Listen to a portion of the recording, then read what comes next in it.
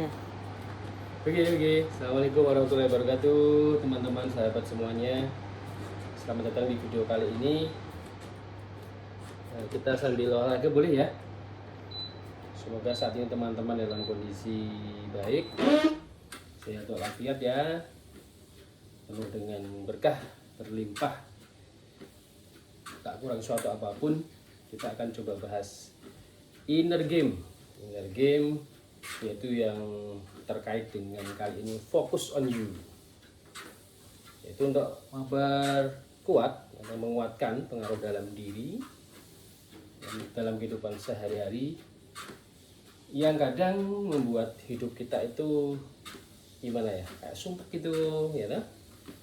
Murung, sedih ya kan? Kemudian kecewa yang berlebihan dan bahkan sampai depresi, stres. Hal ini karena kita berarti kalah dalam inner game, dalam permainan di dalam diri kita. Ada dua sebabnya sih, sahabat. Kalau nggak gagal fokus, ya salah fokus, gitu aja.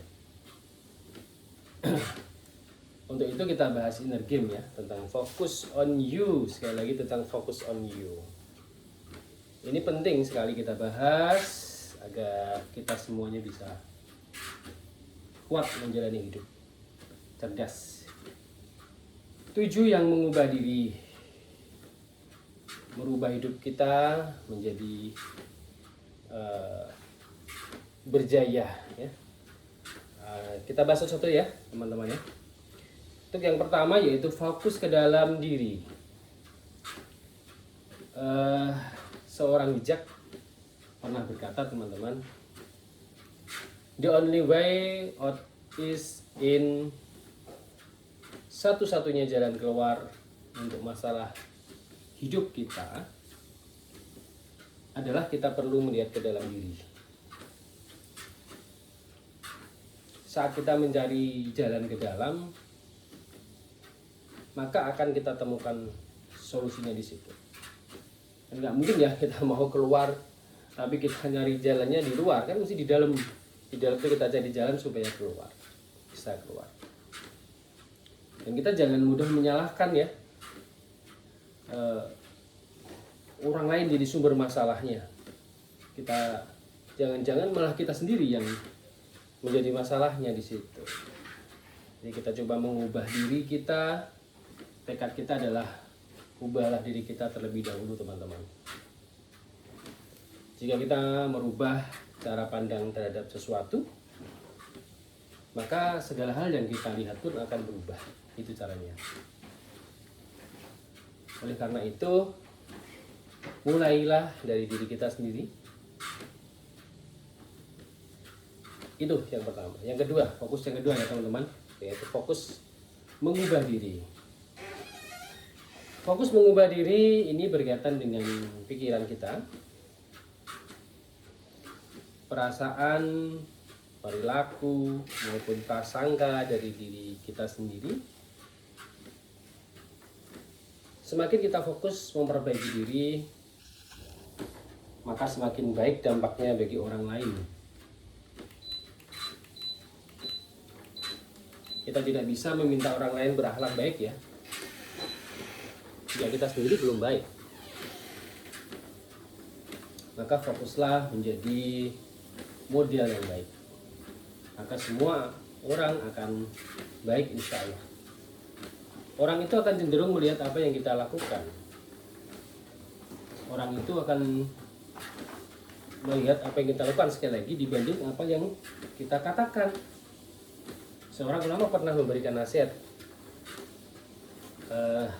Nasihatnya adalah, yaitu siapa saja yang berupaya memperbaiki urusan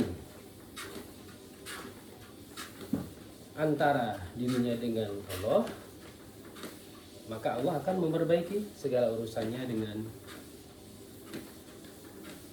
manusia. Kemudian ketika kita beramal untuk urusan akhirat,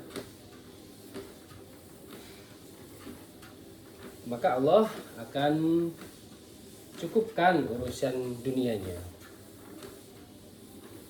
Dan saat kita memperbaiki batinnya, maka Allah akan baguskan amal zahirnya.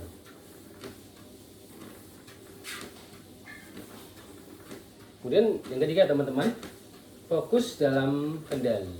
Ya, sekali lagi fokus dalam kendali. Kaidahnya hal-hal yang bisa kita ubah, ya, maka ubahlah sepenuh hati. Untuk yang tidak bisa kita ubah, yang tidak bisa diubah, maka terimalah sepenuh hati. Itu teman-teman. Selain dua hal itu adalah sebabnya penyakit jiwa. Saat kita malah menjadi terbalik ya, banyak yang memikirkan tidak bisa diubah dan akhirnya stres sendiri. Misalnya sifat atau karakter yang cenderung negatif, bisa kita upayakan untuk diubah, maka berdamailah untuk menerima sesuatu yang tidak bisa kita ubah. Beranilah untuk mengubah sesuatu yang bisa diubah, dan bijaksanalah untuk membedakan keduanya, mana yang bisa diubah, mana yang tidak bisa. Kita harus bisa membedakan keduanya, teman-teman. Untuk yang keempat ya, fokus yang keempat adalah fokus di sini dan kini ya. Fokus di sini dan kini. Kaidahnya adalah setiap momen hanya terjadi satu kali seumur hidup kita. Lalu bagaimana cara kita menghidupkannya? Kadang-kadang kita masih hidup di masa lalu.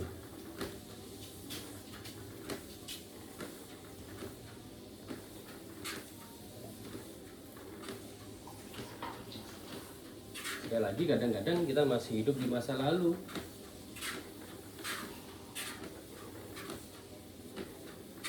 Dan terjebak dengan apa yang sudah berlalu. Karena kita tidak bisa mengubahnya. Sudah berlalu. Harusnya kita menyadari kita di sini dan kini. Ibnu Umar pernah berkata, saudaraku, teman-teman, jika engkau berada di sore hari, jangan menunggu datangnya pagi. Dan bila engkau di pagi hari, sebaliknya ya, maka jangan menunggu datangnya sore. Manfaatkan waktu sehat sebelum sakitmu, dan manfaatkan waktu hidupmu sebelum matimu. Sesungguhnya ada dua nikmat yang bisa membuat orang terlena, yaitu nikmat waktu luang dan nikmat sehat.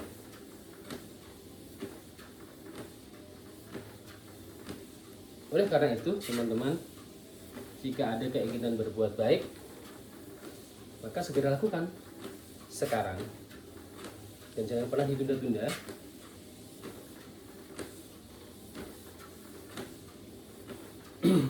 Itu ya.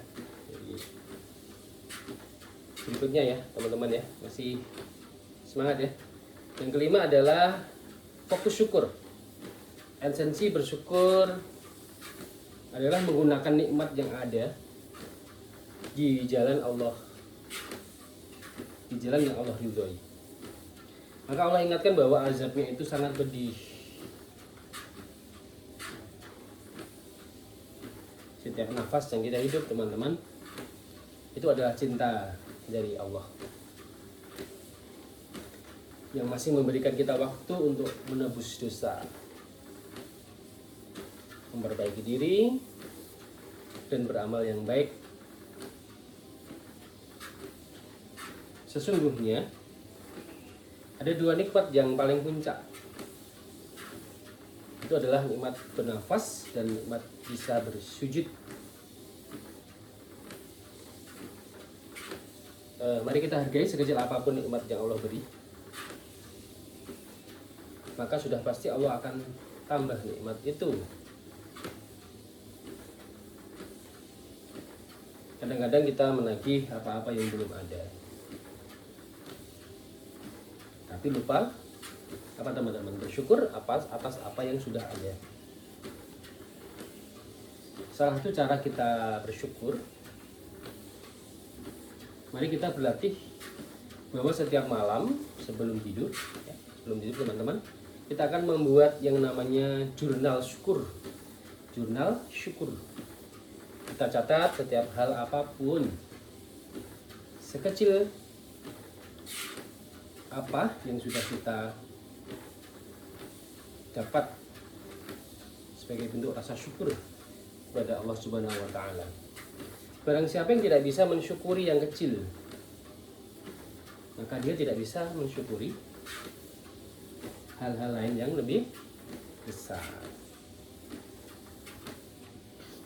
Ya teman-teman, kita ke fokus yang ke-6 ya. Fokus mulai dari yang kecil. Maaf yang membahas bukan dari Jawa ya. Fokus dari yang kecil. Kaidahnya teman-teman, kunci yang kecil ya, tak biasa pegang itu untuk membuka pintu yang besar. Bisa membuka pintu yang besar. Hal-hal besar dalam hidup kita seringkali dipicu oleh hal-hal yang kelihatannya kecil. Misalnya pada saat bangun pagi setiap hari ya, kita bersyukur karena masih dibangunkan dalam kondisi sehat walafiat. Dan pada malam hari pun sebelum tidur kita bersyukur atas semua karunia hari itu. Kita ingat tuh karunia apa yang sudah kita dapat ya. Meskipun hal-hal kecil, tapi akan menimbulkan pintu anugerah yang besar itu. Dan rezeki yang sangat berlimpah. Namun sebaliknya, ada hal-hal kecil yang juga akan membuka pintu besar penderitaan. Misalnya kita sering berkeluh kesah, suuzon, misalnya itu, nyinyir ya, julid, atau mengomentari semua hal, padahal tidak terkait dengannya. Jadi senyatanya, jika kita menghargai hal-hal yang kecil, maka kita akan bisa menghargai hal yang besar. Jangan meremehkan hal-hal kecil yang bisa membawa kita baik ke kunci surga maupun ke kunci neraka.